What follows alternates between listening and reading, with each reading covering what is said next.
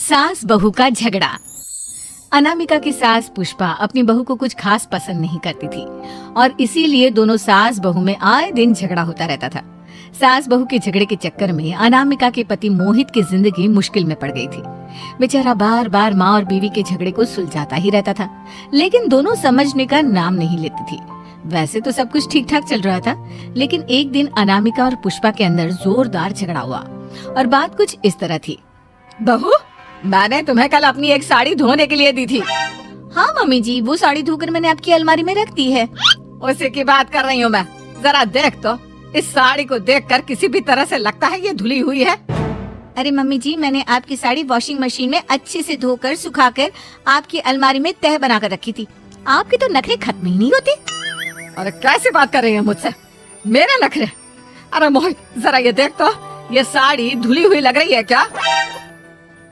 अरे मम्मी, जब अनामिका कह रही है कि उसने साड़ी धोई थी तो मान लो ना। हर बात पर झगड़ा करना जरूरी है क्या? क्या है ना मोहित, तुम्हारी माँ को तो मेरे हर काम में नुस्ख निकालने की आदत पड़ गई है। जब तक दो चार खरी खोटी सुना नहीं लेती ना, इनका दिन नहीं निकलता। अरे चुप कर, बहू होकर मुझे जवाब देती हो। एक तो गंदे कपड़े उठाकर अलमारी में रख दिए, ऊपर से कैंची की तरह कचर कचर बोली जा रही हो। अरे मम्मी जी, आपको समझ में नहीं आता क्या? मैंने साड़ी धो कर रखी थी। तो फिर इतनी गंदी क्यों लग रही है? अब मुझे क्या पता मम्मी जी, आप इस पर इस तरह तेल और घी की चिकनाई के दाग लगाकर लाएंगी तो ये मेरी जिम्मेदारी थोड़ी ना है। अरे तो हाथ से धोना चाहिए था ना। मैं आपकी बहू हूँ, नौकरानी नहीं जो एक कपड़ा रगड़ रगड़ कर हाथ से धो दूंगी। आपको पहननी है तो पहनिए, नहीं तो रख दीजिए। तुझे तो मैं अच्छी तरह बताऊंगी, मुझे जवाब देती है। एक दिन सुबह के वक्त, अरे अनामिका, मेरी व्हाइट शर्ट कहाँ है? आज ऑफिस में बहुत बड़ा प्रेजेंटेशन है और मुझे वो व्हाइट शर्ट पहन कर जाना है।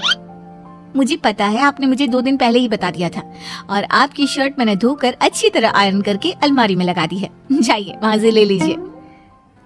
अनामिका, ये तुमने क्या किया? ये देखो, शर्ट पर लिपस्टिक का दाग लगा हुआ है और ये तो एक जगह से जल भी गई है। नहीं नहीं मोहित, ऐसा नहीं हो सकता। मैंने तो तुम्हारी शर्ट ठीक से इस्त्री करके अलमारी में लगाई थी। तो फिर ये जल कैसे गई अपने आप? अलमारी में लटके लटके थोड़ी ना जल जाएगी। पर मोहित, मुझे अच्छी तरह याद है। देखो, अपनी गलती को छुपाने की कोशिश मत करो। और अगर शर्ट जल भी गई थी तो तुम्हें पहले बताना चाहिए था ना, मैं नई शर्ट लेकर आ जाता। अब ऐन वक्त पर शर्ट कहाँ से लेकर आऊं? मेरा इतना इम्पोर्टेंट प्रेजेंटेशन था, सब खराब हो जाएगा। अरे बेटा, क्यों परेशान होता है? ये देख, मैंने तेरे लिए पहले से ही एक नई व्हाइट शर्ट ला कर रखी है। लेकिन मम्मी, आप मेरे लिए व्हाइट शर्ट क्यों लेकर आई? अरे मुझे पता था तेरा प्रेजेंटेशन होने वाला है और अपनी इस बहू पर तो मुझे बिल्कुल भी भरोसा नहीं। क्या पता मेरी साड़ी की तरह तेरी शर्ट भी गंदी करके रख देती। और देख, वही हुआ ना। बेटा, सारी टेंशन छोड़ और ये नई शर्ट पहन कर जा।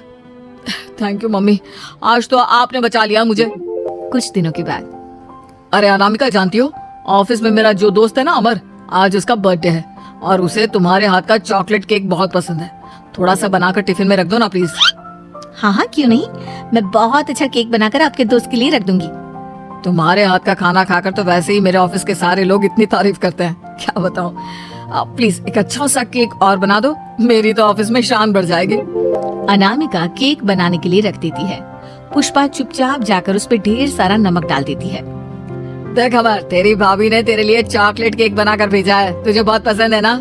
यार, तू बहुत किस्मत वाला है, भाभी इतना अच्छा खाना बनाती है और साथ में केक भी। वैसे भाभी को थैंक यू बोलना। थैंक यू बाद में, पहले तो ये केक खा कर देख, बहुत मेहनत से बनाया है अनामिका ने। अरे यार, इस केक में तो बहुत सारा नमक है, लगता है भाभी ने शक्कर की जगह खूब सारा नमक डाल दिया है। अरे मोहित, तू तो अपनी बीवी की कुकिंग की बहुत तारीफ करता फिरता है, जरा पूछना